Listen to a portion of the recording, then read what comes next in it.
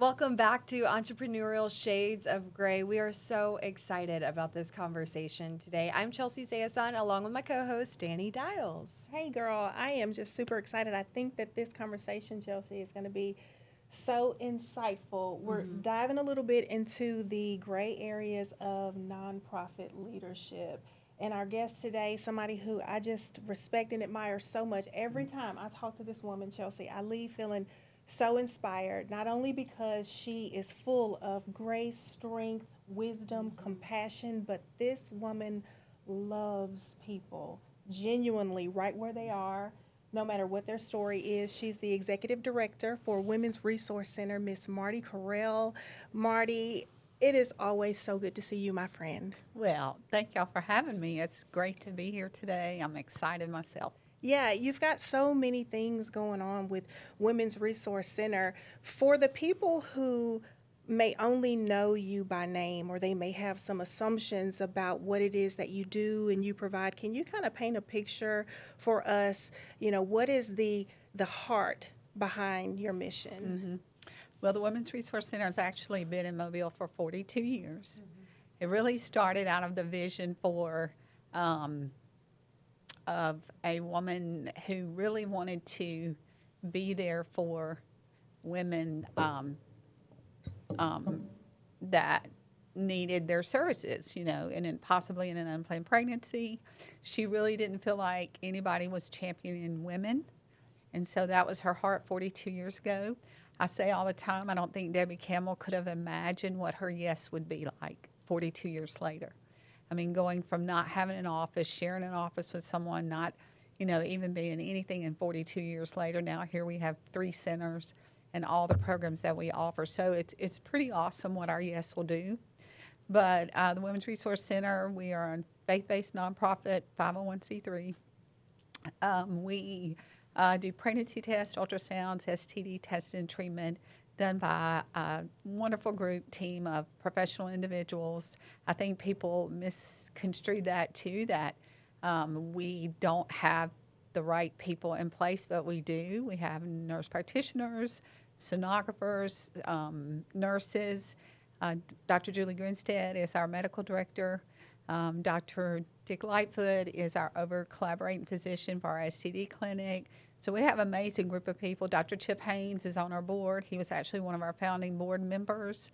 And also we do parenting classes. We have over 100 families per week in our parenting classes, just empowering families to walk alongside of them, making sure they know we are with them and providing the resources they need, because so many of them don't have that. And that determines a lot of times decisions that they're making. And so we want to let them know that that's provided to them. And that's resourced to us by individuals, churches, businesses, or whoever out in the community helps us provide those resources for our families. One of the things I love that we are doing, and we actually just started this last year, it was one of my bucket list type things. We're doing what we call Books for Babies. And, it's I want children kindergarten ready. And I had someone come to me and wanted to volunteer. And she's a retired principal, teacher, a professor, and she really has a passion for teaching parents to be the first teacher for their child. And so teaching reading to their children in the womb. So when they're in our parenting classes, they get 3 books at the beginning, 3 books about halfway, and then 3 more books. So that's 12 books total. And they're she has picked those out and chosen those are the best ones she felt like would be to read to their children. And so I just love that we're trying to fill the gaps to produce thriving families. Yeah, one of the things that I really appreciated about just talking to you more about Women's Resource Center is that this is not just an organization that helps single women who find themselves pregnant, but you actually offer help to families, to men. Yes. Tell us a little bit about that, because that might be a misconception that people have too. Right. And that's why our medical side of the ministry is Resource Medical, because we do serve men and women. But fatherhood is such a big determining factor in so many things in our society. And so we have really tried to, again, there fill a gap and meet the needs of fathers, because so many of them, it's not that they don't want to be a good father, they don't know how to be a good father. So we are actually right now partnering with Wings of Life, who have a fatherhood program, and they are coming in and teaching our men about how to be a great father to their children, you know, or to help them find those jobs that they're needing, or providing them other resources that they need to help them become what they really want to be, and that's a good dad, a good man, you know, and thriving in the community. I'd love to know just the response that you guys have seen and heard from these families who have received assistance from you guys. I know you said you've been in it for 8 years now. Do you have kids who are now 8 years old that the moms came in when you first started, Yes. who are just so grateful for the help that you've given them? I want to tell this one story. I mean, we have a jillion. And it's awesome, too, since we've been doing this 42 years. I've been here 8, is to watch people come back and just be amazed at their stories and where they are now. But we have this one mom, Caitlin. She came to us. She came from a really rough family background. Her mom and dad, drugs, prison, and that type of thing. Her grandparents were raising them. And she got herself into trouble herself. She got on the streets in drugs, and then she found herself pregnant. Well, she came to Women's Resource Center. She got involved in our parenting classes, and we have a video of her, to me, which is really heartfelt when you listen to her talk. And she said, when I left the streets, I had no friends. You know, those were her friends. But coming to the classes that we have, they do them once a week, coming to those classes, that became her friend. Those became her friends. That became her family. But because of that support we gave her, she got in school. She attended Bishop. And then we have University of Mobile and University of South Alabama nursing students who come in, and they work, you know, they shadow with us for the day. Well, we knew that we had some coming into our Saraland Center, and we didn't know, we don't ever know who they are. She walked in the door, and it was her. Oh. So she's at University of Mobile, was graduating in May, and then she met this guy. I wasn't the father of her baby, but it's another guy, just a great man, and he's proposed to her. They're getting married. They're buying a house. And so to watch, and she'll contribute it all back to, because we gave her a hand up out of where she was, because we came alongside of her and loved her and felt compassion for her and gave her resources. And now she is graduating in nursing, top of her class. And so those stories are why we're there.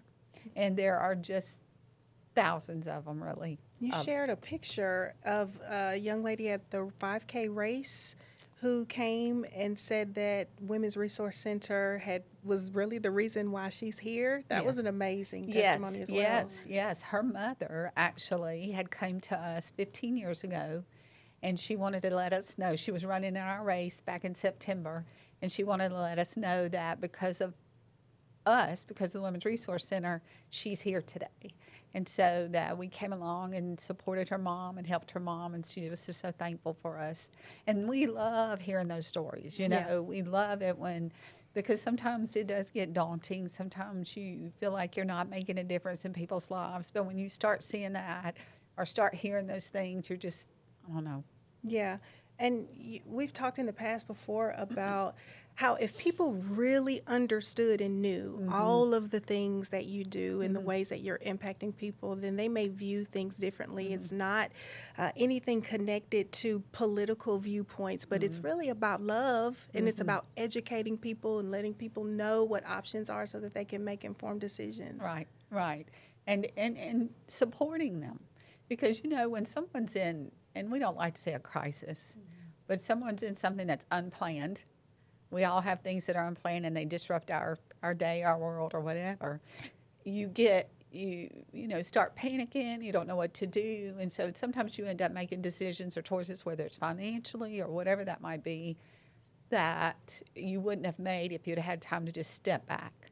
And so that's really kind of like where I help you step back and let's walk through this. And so I love that we are able to do that with women, and just showing them that they have other options. And, adoption's an option. We work with Lifeline Children's, have a great group of women over there.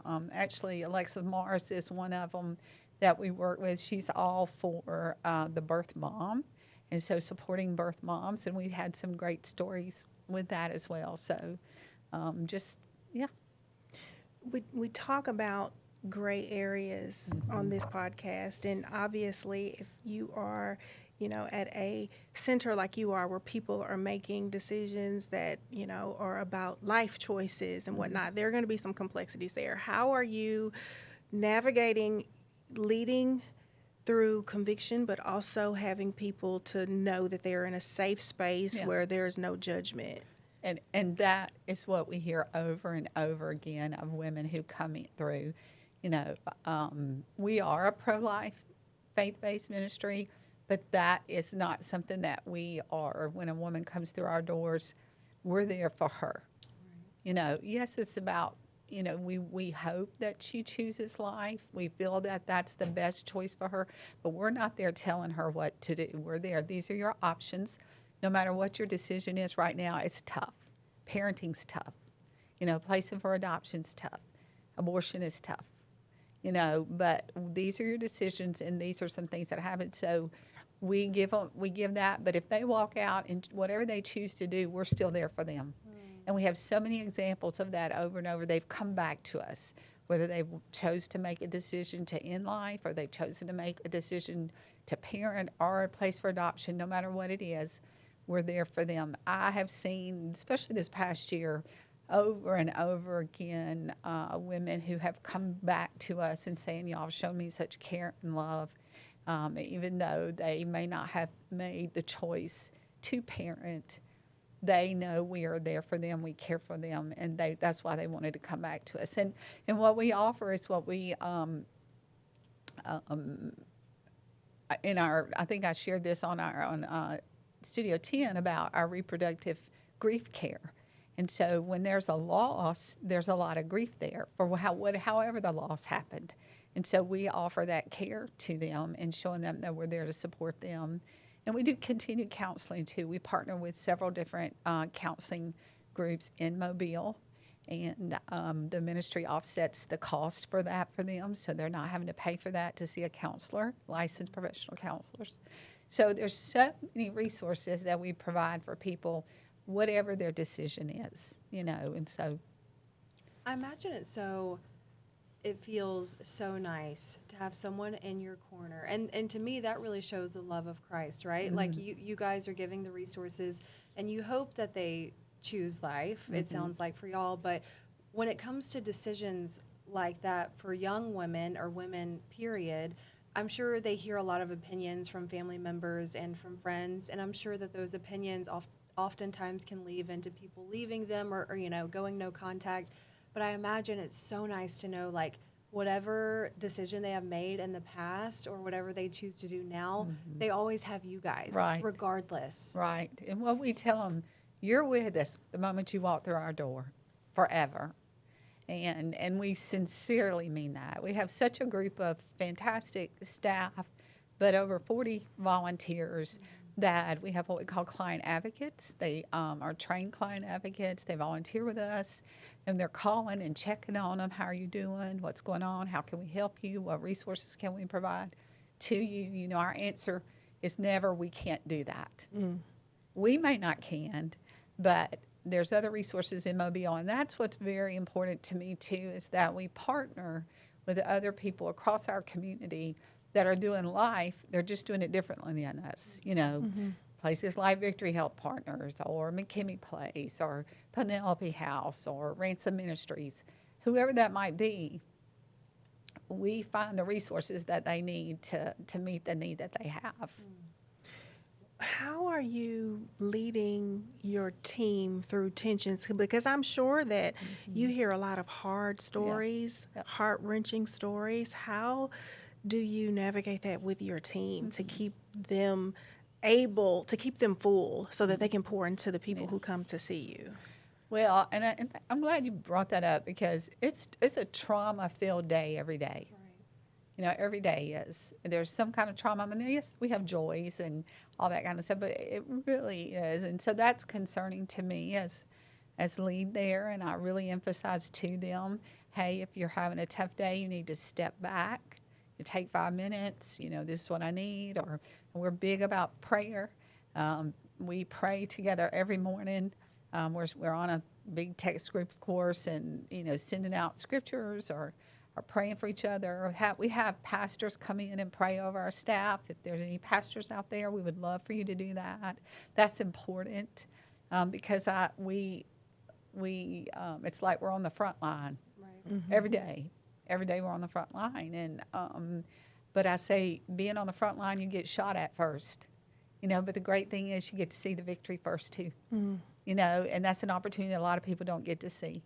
That I get to see a life change right before my eyes, you know, and I wouldn't have gotten to do that had I not been on the front line. And so that keeps us going. We also have a board, call it our praise board, because it does get tough. And so we'll write up there, you know, twins born or, you know, just different things just to encourage us because you go back there and that's why I did that, or when that was such a rough day, or this is why we're doing this. Or we get, you know, stories from, you know, we have a school program. That's what I'm very passionate about. Our Empower to Thrive program. Prevention is the best thing we can do, you know. And so with our school program, it's an accredited, abides by all Alabama education guidelines. We're out in the schools. I'd be in every school in Mobile County if I had the people. I've been very involved in the school system for years, not just here, but, you know, years past. And so I believe in students. I believe in championing for them. I believe in speaking into them that they have value, purpose, and potential. And I believe that we are in a place that we can do that in such a great way. So if we go in and we talk about, you do have value, purpose, and potential. How to set goals. What does that look like? We talk about technology and the effects of technology on this generation. It's huge. Anxiety, depression. We also discuss about pornography and the issues of that, and how to build healthy relationships. What does that look like? The last lesson we teach, like I said, we're there 5 weeks, 1 day a week. The last lesson is sexual health. If you haven't set goals, if you haven't stayed on course, this is where it takes you. These are the things that you'll reap from if you haven't done those things. And, you know, it says, without a vision, we perish. And so many of them don't ever even think they can have a vision. So when we go in there and we start talking and we start seeing light bulbs go off, and it's really interactive, a lot of fun. We do red flag, white flag, so many things that this generation thinks is okay. You know, my generation, especially, like, what, you know, but they just don't know. And so we do an entrance questionnaire at the beginning, and it's anonymous, and an exit questionnaire. And the difference you see from the beginning of the questionnaire to the end when they take it again is just, we know we did what we should be doing in there, and they got it, you know. And like I said, the teachers want us there. We're in public schools, Mobile County. We're in Chickasaw, Saraland, Satsuma. I'm in McGill, Faith Academy, Cottage Hill. Haven't been in Alma Bryant lately, but MGM, Baker. I could go on and on, but I want to be in elementary, middle, and high school. I do it that way.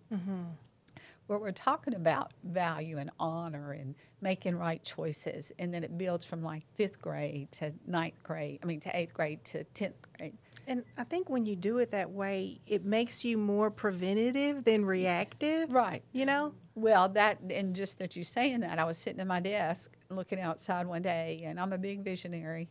I have a lot of vision. And a lot of times I'm thinking, this isn't too big for me. I don't know how we're going to do this. But I really honestly, God just speak to me and say, I want you to be proactive, not reactive. Because so many times we're reactive to things that are happening. Yes. And you both have children, so you know you want to provide the best space for your children. And you see so much in culture out there that it's just they're bombarded with so much 24/7 that they honestly feel like that's normal. Yeah. until they start hearing truth and correct information. And that's what I love seeing, is watching light bulbs go off in their hair. Like, well, oh my goodness. And then to hear, a young woman say, I know I don't have to let him do that to me. One of the things that we talk about is abuse. We talk about abuse doesn't start out with them just hitting you or something like that, whether it's male or female. But it starts out with control. Is it okay for them, your partner, to have all of your passwords to, all of your social media or to your location? And all of them up, white flag, sure, it's okay. But then when you start talking that out, then they start realizing, oh, I hadn't thought of it that way. And then, the control thing there. So, yeah. What you guys are doing is making such a difference. I remember being in 5th grade at Robert E. Lee, and Penelope House came and did something similar, talking about domestic violence and abuse. And I can probably remember a handful of days from 5th grade, and that's one of them. So I just want to assure you, like, what you guys are doing in the school, these kids will hopefully remember it forever, and to be able to recognize, hey, this is a red flag, like I learned. Yeah. And so I may need to step back. I did want to ask you, because you're very vocal about your personal journey on Facebook. We just talked about leadership. What is it like for you personally, leading this team of amazing people on the Gulf Coast, and your family too right now, while going through your own personal journey? Well, thank you for asking me that question. I think one thing I learned years ago, I've always led women's ministry at my church or anything that I was involved with. I know what I can't do. I used to try to do it all, but realizing that I can't do it all, and surrounding yourself with the best people, finding the people that are great at doing things that you can't do. So I think that's been one of my gifts, to be able to do that. And I have a fantastic team. There's no way I could do what I do without the team that we have at the Women's Resource Center. I have an amazing board. They have supported me all through this journey. I was diagnosed with metastatic breast cancer in stage 4 in January. Really not given much hope at all, but I am a fighter. And I know that God has great purpose for me. Actually, He prepared me last September 24. I had this couple that would take me to lunch every day, and not every day, once a month. And we were at lunch, we were walking out, and he had gone to the restroom, and Emily asked me about my son was getting married, and she said, well, how's the dress shopping going? I said, oh my gosh. I said it just like this. I said, I'm so upset. I said, I can't find the dress I want. I said, you know how that goes. And I said, and then I go to church, and my pastor preaches, even the lilies of the field, don't worry about what they're going to wear. I said, then I feel convicted. And I was just like that. And she looked at me and she said, Marty, you're more than a lily. And it wasn't anything. It was just very simple, but it just spoke to me. I was like, and she hugged. That was it. Marty, she just looked at me, Marty, you're more than a lily. And she hugged me. And she left. The next day, she passed away. And that night, I was like, oh, Lord, and the Lord, I felt like, began to speak to me and say, all our days were written before one of them came to be. I have a story. You have a story. And it has lots of pages in it, And I've taken the pen too many times and wrote my own pages in my story. Y'all know what I'm saying? And God's like, but I had to hand the pen back to Him. And He's so good about making the next chapter even greater, even with my mess. And so, but that we all have a story. And he really spoke to me. He said, I wrote you into Emily's story. You were one of her last assignments. And you all have an assignment today. And so I came back telling my staff that. I said, every day is an assignment. And God has put people in our paths every day to bless or encourage or minister. And she did that, not even knowing what she was doing, but He wrote me and her story and her and my story. Fast forward December the 4th, I'm laying there getting biopsies. I had 6 biopsies. And the Lord began to speak to me, you have an assignment. And that technician right here is your assignment. Your doctor is your assignment. People I'm going to bring across your path through this whole journey are going to be assignments that I have wrote in your story, and I've called you to encourage them. And so my husband and I have really made that such a focal point of what we do. And I thought, whether I'm here another year or 100 years from now, I want to know I fought the good fight. I kept the faith. I finished my race. I did what he wrote in my story. I didn't try to take what was happening to me and become inward and just get discouraged and depressed, because I'm not saying I hadn't had those bad days, because I have. I mean, we're real, we're human. I have 3 children, 3 amazing grandchildren, but I want to know that whatever God wrote down for me, that I did it. And, you know, what I say is what the enemy meant for evil, I want it all turned around for good. And so through Women's Resource Center, my board chair said, do you need some time off after surgery? Which I did take course time, because it was major surgery.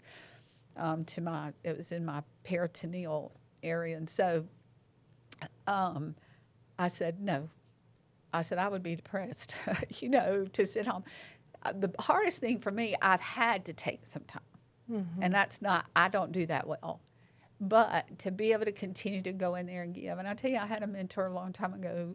She said, when you get down, when I would get down or something, she'd say, give, Marty, give, Marty, give, Marty. And when you're giving, when you're pouring out, it comes back to you, you know. And I believe God heals. I believe he can do the miraculous. But more than that, I want to seek the kingdom. And when I seek the kingdom, everything else is added to me, you know. And so that's honestly how I get through it. And then, you know, just having my people. It's important to have your people. I mean, the people, I mean, just to watch the things. And I'll tell you this, I just have to tell these stories. I need to write a book. I tell everybody, You says, really you do need to write a book. People have always told me that even before all of this, but I really need to write a book. Well, I just said, Lord, what's our assignment today? Well, I had to go back in the hospital because I tried to eat right, you know, all the cancer food that you're supposed to eat. Well, my stomach couldn't handle all that, so I ended up back in the hospital, and I'm waiting for them to take me down to do some tests, and this little guy walks in, and I said, oh, you're my hero.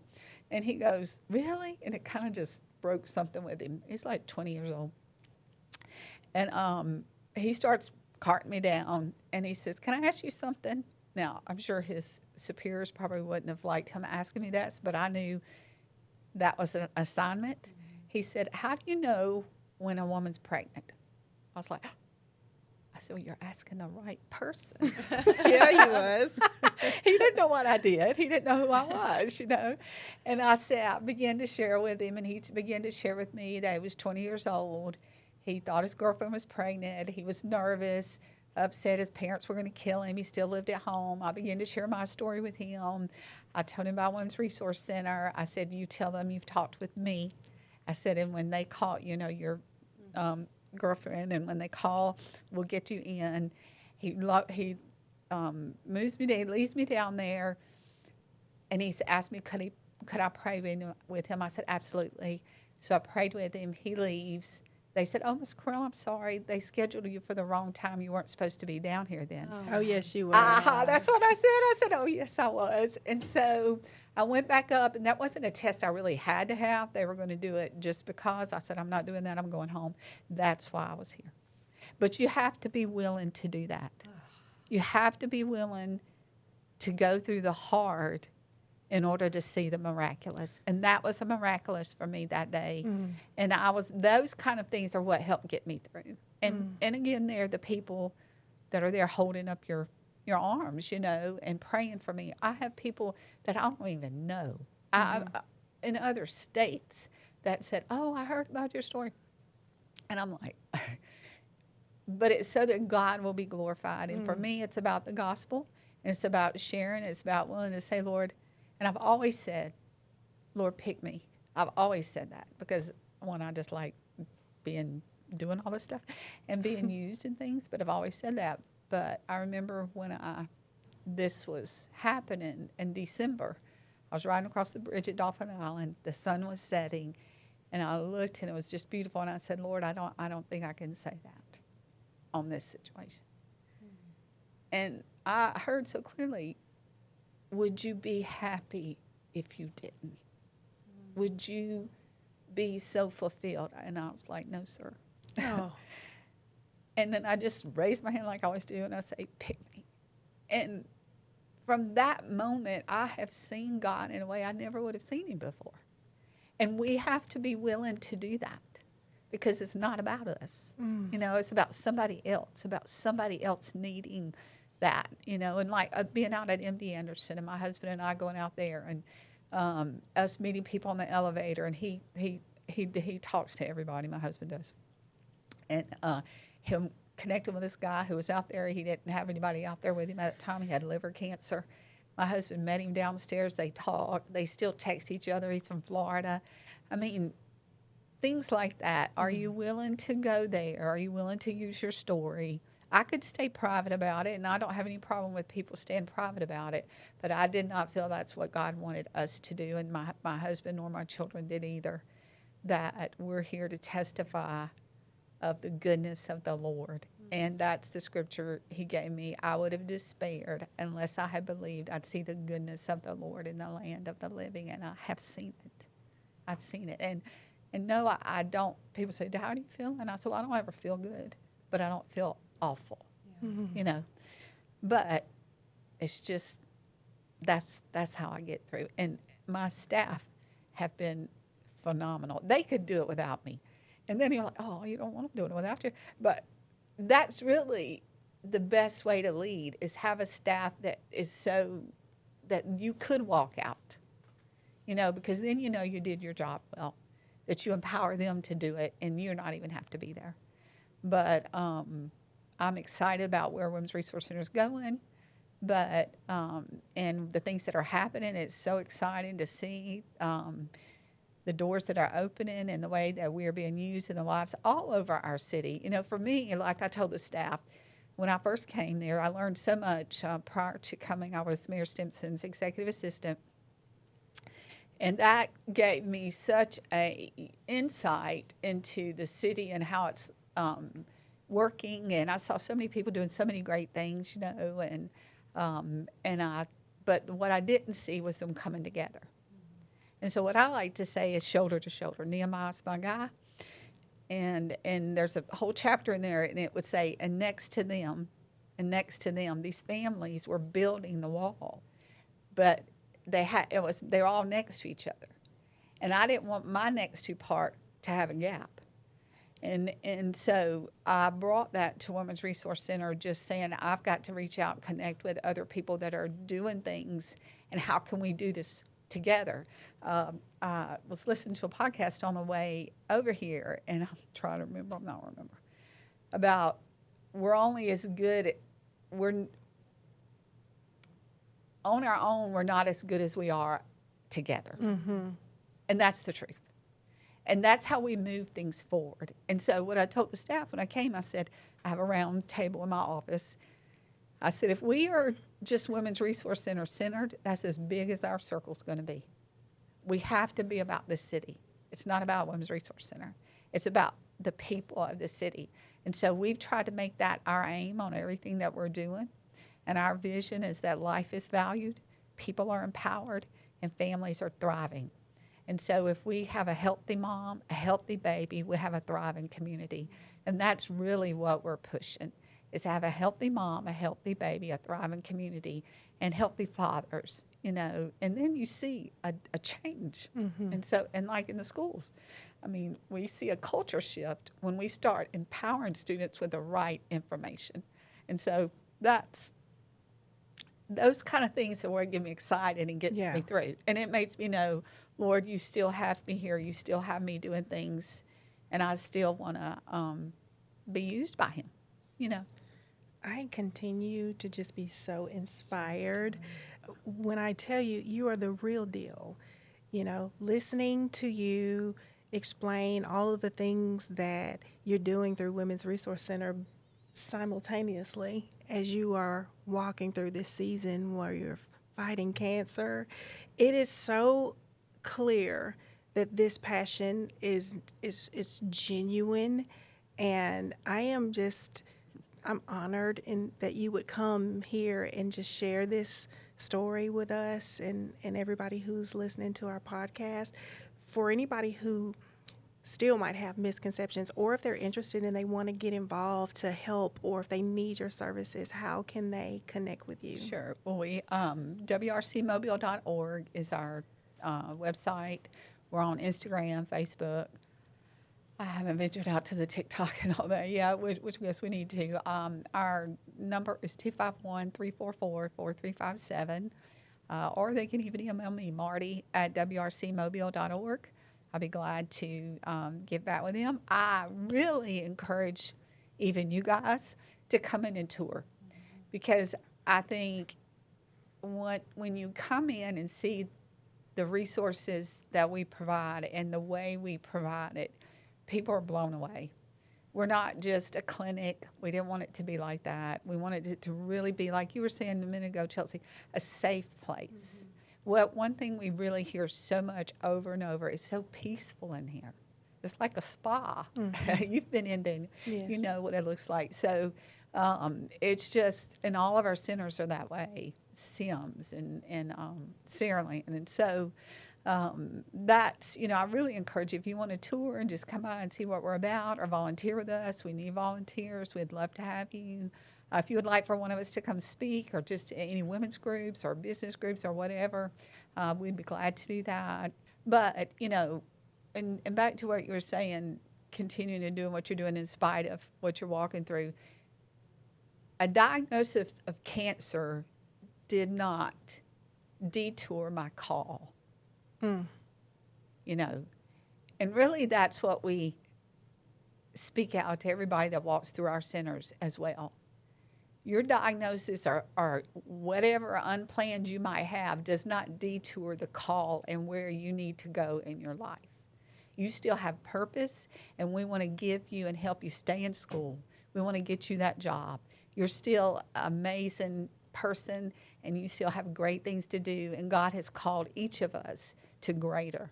And so I'm not going to let what I did, I'll tell you, and it was just grace, really, but I just thought, you're not winning.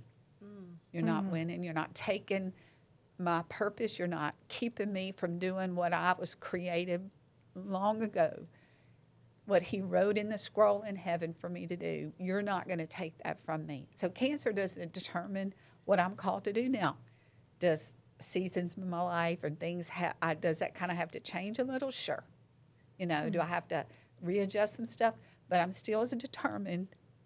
And as I always, there's a scripture I prayed over my children before I even had children, that David fulfilled God's purpose for his generation. I am born in this generation for a reason, and I'm going to fulfill that purpose. And that's my prayer for my children. And if I don't have that resiliency, my kids won't. My grandkids won't. And that's what I want other people. You have great purpose, just like what y'all are doing here. You're inviting people into other people's worlds to see ways that they can be empowered. They can, those places where sometimes you just don't know what to do, but you have other people showing them the way. And so you're fulfilling a purpose here. And I don't want cancer to stop that. I don't, and there's days I feel so bad. There have been, and there are, and that's where I just have to regroup. And I have to rest. Or my husband, he's probably seen the ugliest, the worst of it. There's nights we've both just cried and cried and cried. You just think, But, and I'll say this too. At the beginning of the year, February, my daughter told us she was pregnant after I had surgery. And with her, my third grandson. She had 3 boys. And but anyway, she told us she was pregnant, and then all through the pregnancy, the Lord had me pray that that this baby would be an instrument of praise. And so every time she did an ultrasound on him, his hands would be here. Oh, I don't know. She didn't think nothing about it. I did, because I knew what God had shown me. And then it was be here. And so then I'm out at MD Anderson a few weeks ago because I had some more, had to get back in the hospital. And just to making sure it wasn't cancer again, it's scar tissue. But I'm laying there getting the PET scan, and I was praying for him. His name is Henry, and the Lord began to show me he's a garment of praise for a spirit of heaviness. That your year started heavy, but I'm giving you a garment of praise in Henry, and it's going to end in praise. 2025 started heavy, but it's going to end in praise. And so we just had him last week. Congratulations. Yes, Oh my Henry gosh. Greer Owens. And so my Hamp, Hutton, and Henry. My children are Hannah, Harrison, Holden. So we kept the ages. And I don't know if my sons will do that, but my daughter did. And so, you know, although things don't start sometimes great, always with God, they end great. They may not end how we like them or we think they should, but our hope is in Him, you know. So, yeah. Thank you so much. I've got to tell you, I was on your assignment list today. Just that story about that scroll. I just needed that. Oh. So thank you. You're welcome. You're welcome. Well, I'm glad He wrote you in my story, Chelsey. You know, it's not by accident that God gives us the people in our lives that He does. And we don't always understand our story. And I don't even like my story a lot of times. That it sucks. You know, that's ugly. But it does. I mean, it's reality. Right. I don't like this. Why are you doing this to me? Why am I walking through this? You know, and but if I and that's what the Lord said, if I really trust Him, don't I know that this is going to work together for my good? Don't I know that? Then and it might not work how long, but don't I know, as for God, His way is perfect. Perfect. And so for you, there's perfect. That's in lacking nothing. Lacking nothing. And it's not crumbled, it's not wrinkled, it's perfect. And so we rest in that. Where we struggle and we get out of, it's when we get out of rest. Yeah. And we start trying to struggle with Him and start fighting with Him. But when I rest in it, and I sit back, I said, all right, God, I'll show you this. The former CEO, the one who came before me at Women's Resource Center, she's a mentor of mine. She was coming over to see me the day after I had surgery. She asked the Lord, what can I do? What can I speak into Marty? And He showed her. He showed her, like she said she was just seeing it, that I was in a swing and Jesus was swinging me. And she said she heard, lean back, Marty, let me swing you. Now, I cannot tell you how much that analogy has stayed with me when I would start struggling or start worrying, or what am I going to do, or how am I going to make this work, or how am I going to fix this, or how am I going to, you know, whatever, and this didn't work out like that, or whatever. I would hear, lean back, Marty, let me swing it. Because if I start struggling, remember when you used to swing, and you'd be, and it wouldn't go. But when I lean back and I rest, and He's swinging me, it's just beautiful. And it's like I didn't have to do anything. I'm just resting. And I cannot tell you the miracles that have happened in our lives. We had somebody pay our house off. Oh, my gosh. I mean, it was a group of people. But for people to do that for us, it was just, you know. And He said, you're more than a lily, Marty. Just like Emily told me that day. You're more than a lily. And all through that, I say He loves me so much. And I've always known God loves me, but not like I do now. And you would think it'd be the opposite. But He loves me so much. And just like you know, that if He allows me to walk through this, it has great purpose. It's a pressing, it's a squeezing, so that the greater oil will flow forth, and I'll be able to just do greater things, you know. And that's what we have to trust Him. Right. And release. I'll tell you the biggest thing, the daily is surrender. Not my agenda. That's not how I wanted that to work. You know, I get frustrated, and I do, and I just stomp my feet. But then I go back. I said, all right, Lord, I surrender. I surrender. That's so the key. Right. You know, and that's hard, especially for us that like to control it all. And it's going to be like this. We got this whole big production. Y'all know y'all work in that. It's going to be like this and all. So, yeah. Before we go, thank you. I was reading 1 Timothy last night in the first chapter. I underlined it, and the author is just thanking the Lord for strengthening him. and this is the part I underlined, it said, because he thought I was faithful. Like, he strengthened him because he thought that I was faithful. And I just know that the Lord knows you're faithful. Oh. And so he's given you all these tasks because you will fulfill it. And I am just so grateful for your words and conversations. And I've also learned today that we need to keep tissues here for me and for our guests. But I teared up a few times, I'm too. just learning so much from you today. And Aw. I'm just so grateful for your vulnerability and just sharing your story with us, both professionally and personally. I've just learned a lot. So thank you so much. Well, thank y'all for the opportunity. That's what gives me the energy to keep going, because when you pour out, you know, and it comes back to you, good measure, pressed down, shaken together, running over. And so to be able to share and testify of his goodness, of his faithfulness, and in spite of me, he's doing great things. You know. Amen. Yeah, you're just beautiful. Really thought it was fitting to bring you on because as we were talking, just realized that everything that you do, it's just a gray area. People just Right. don't know if they only knew. And so that's why we thought that you'd be the perfect person to come on and share, you know, what it is that you're doing. And thank you for just shedding light. Yeah. Hopefully, more people will have a better understanding now of the mission of Women's Resource Center. We love you. We're praying for your Thank you. healing. Yes. We're Thank you. praying for the work that you're doing through WRC, that it will change the world. It's already doing that. Well, thank you. Yeah. Thank you. Thank We love you, Marty. Love y'all very much. This episode of Entrepreneurial Shades of Grey is brought to you by Honest Air Plumbing and Electric.